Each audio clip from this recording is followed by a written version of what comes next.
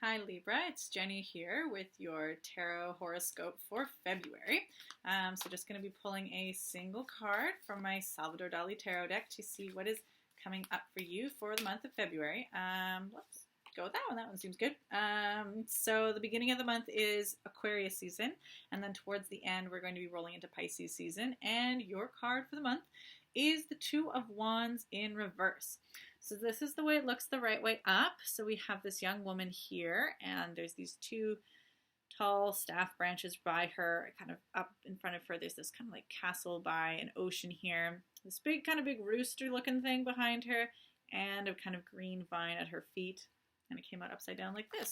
So I'm just gonna get the big book here, see what Two of Wands has for you today. Okay, Two of Wands. Primal forces.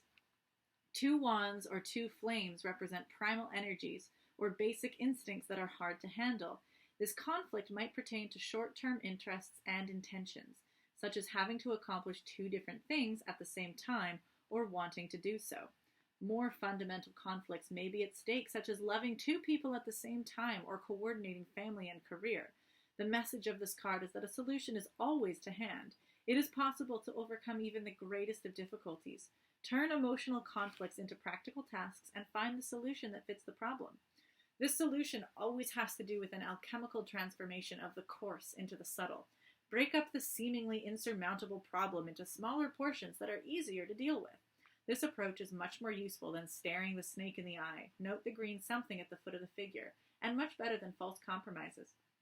It is necessary to have a model and a vision of the chosen objective, like the miniature castle with swans depicted on the silver platter or mirror that the woman is carrying. It may be necessary to go through the fires of hell to achieve these goals. The bird on the right could be a cock, the symbol of alertness and of pride. With a little imagination, a phoenix can be identified, the bird of fire, the legendary bird that has to burn up periodically to be reborn from the ashes and regain its beauty. Rather than a martial rendering of this card, Dali emphasizes the aspect of beauty. Practical advice.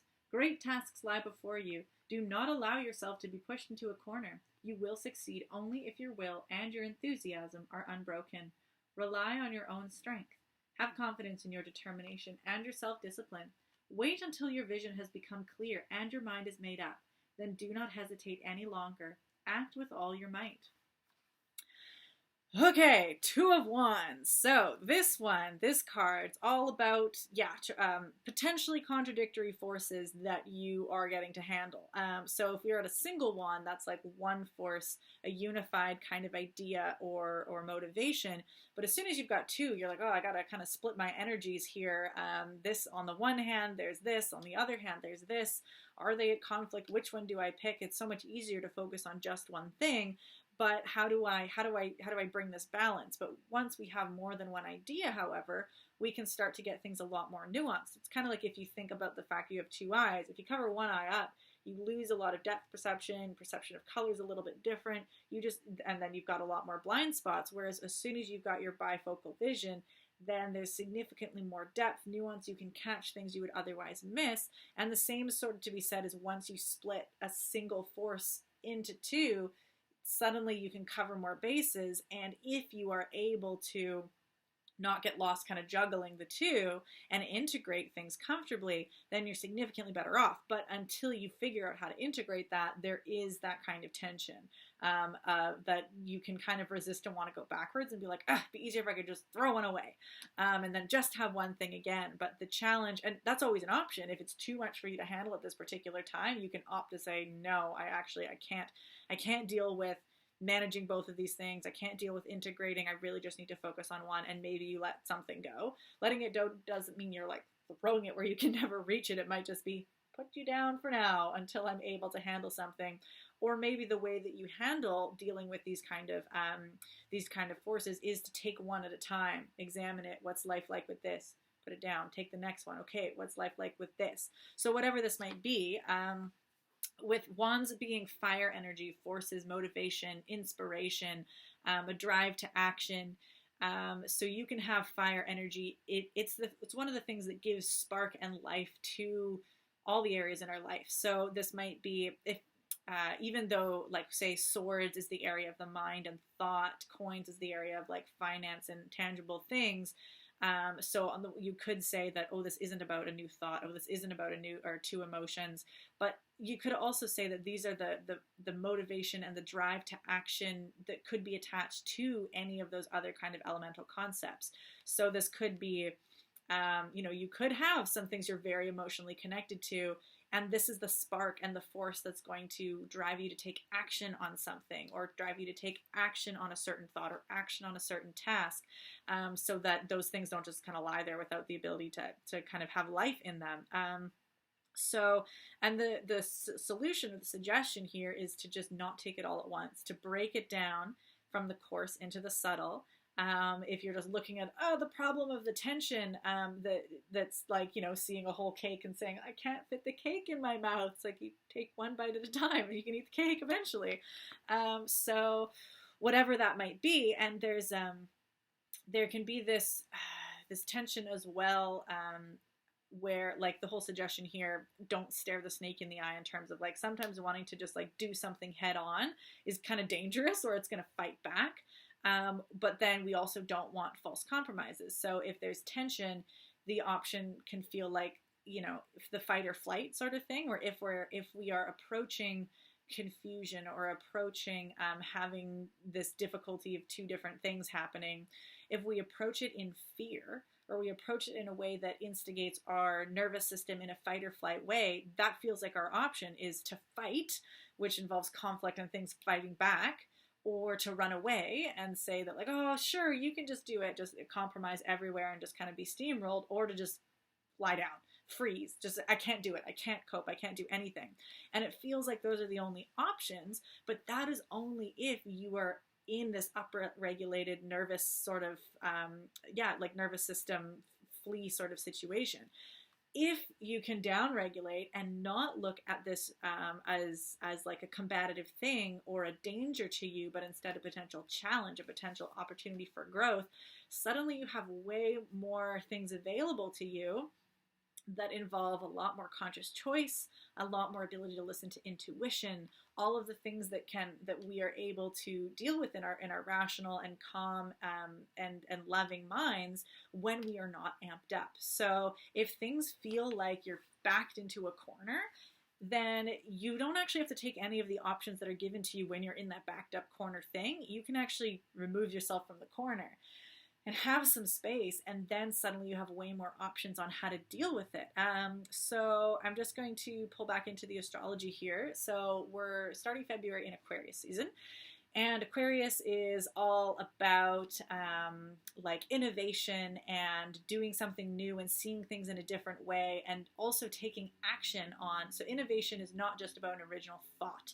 You have to take action on the thought in order to create it. So plenty of people can be like, armchair innovators, where they maybe think about lots of things that could be cool if they were to happen, but they aren't actually able to connect it to tangible action to make anything actually happen. So Aquarius is really following after Capricorn season, which is about manifesting, working hard on goals. Aquarius is this new idea that's tied to action in order to actually create something new and launch to the next step, and launch out of the box. It's very much about out of the box thinking. But there's also an emotional quality to Aquarius, which is resistance to being in the box. It's resistance to feeling like you are trapped, resistance to somebody telling you what to do, because you want to be different. You want to do something different. So Aquarius season has that opportunity to go either way, which is respond to challenge with enthusiasm and a positive leap forward, or respond to challenge with that fight or flight of F you can't put me in a box. I'm really freaking out, or, oh, now I feel so alone and like I just don't know what to do. So both of those energies can be present in you, and it can be present in other people, where people are suddenly feeling like they have to fight tooth and nail because they feel like they're being pushed into a box, when that also might just be a perception. Yes, sometimes you might actually be having somebody like unnecessarily push authority on you or unnecessarily try to hold you down. But often that is a perception. Our perception of danger is what triggers our fight or flight response, not necessarily actual danger. So if you are feeling that you are in danger, try to take a moment, take a stop, take a break, try to use some discernment, try to downregulate and say, is this actually what I am feeling it to be? Am I actually just nervous? Am I actually just jealous? Am I actually just feeling like my ego is being hurt? Is there actually just a new idea that's making me feel threatened, but it actually isn't real danger? And at the flip side, how do I make sure I don't compromise myself when there is something that's serious, when somebody really is trying to like control me or put me in a box in an unhealthy way? It requires discernment, and it also accepts the possibility of being wrong. You might get it wrong. You might fight back for something, then hurt somebody when nobody was actually oppressing you in the first place. Or you might kind of just lay down and take it and then stay in that box for longer than you need to. There is always the risk of being wrong. The important thing here is trying to tie it from a place of safety and not just reactivity. So it's choosing to act instead of reacting to how things are. Even if you are in a genuine situation where you need to get out, or you have the opportunity to, break out of something that could be trapping you, you can do it in a choice way rather than a reactive way. And that is, the kind of the challenge put forward to all of us, but to you in particular at this moment. So yes, don't allow yourself to be pushed into a corner, but also you don't need to come out of the corner scrapping and terrified for your life. You can just push back confidently. So that's sort of part of this concept of the phoenix here, is that the phoenix understands cycles. It's not always just a big flaming bird scorching everybody out of the way. It understands that sometimes it has a period of dying down. Sometimes it has a period of feeling like it's not winning. And then it burns off the old and is able to come up with kind of new strength and energy. So it is important for you to also be comfortable with burning off things that things that aren't super useful, but not just in a way of... There's a lot of ways in which we can have bypassing rhetoric, like throwing away that which doesn't serve you, or, cutting out toxic people, which kind of feels like the phoenix trying to burn somebody else instead of you. The only thing you can really change is your own behavior, your own perceptions. You can't do that to other people. So I think there's a lot of times where we feel like something needs to change. We feel like something is yucky, something needs to go. And instead of having the confidence to look at ourselves and what we need to burn away and what we need to transmute in ourselves, and then we can approach the world differently, we don't want to change. And then we look at other people and think, I need to burn that off. That's a bad behavior for you because it makes me feel uncomfortable, instead of transforming your own perception of things. And again, there's no one way to know for sure. This is a process that involves risk, and there's no way to avoid that. So that is, I hope that lands well.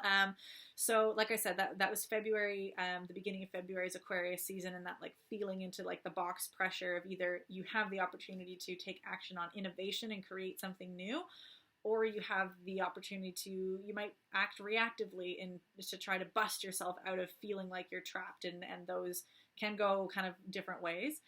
Then towards the end of the month, we roll into Pisces season, and Pisces season is all about dreaming the new possibility of what could be. It's kind of like the next, if Capricorn is bringing us manifesting and Aquarius is leaping forward, it's almost like Pisces can be like, okay, now what's the next dream? We just achieved something really impressive with Aquarius season, whatever we just innovated. So what's next? What's the new dream? Every innovation has to start with a dream way, way before we ever create anything from it. Also, it can be, what is the dream that we can do with this new innovation? Whatever it is that we're figuring out in Aquarius season, now how do we like expand it out? Pisces is very much a realm of expansion and connecting us all together in one big kind of ocean of emotion, ocean of community.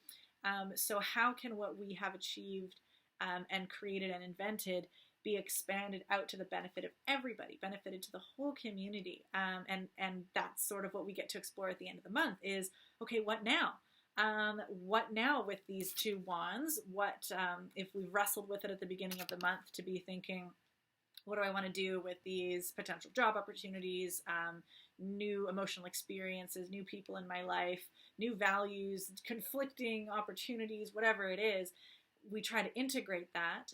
We try to do it from a place of strength and rational and intuitive, kind of safe, regulated, non-reactive place, instead of just fighting in fear out of it.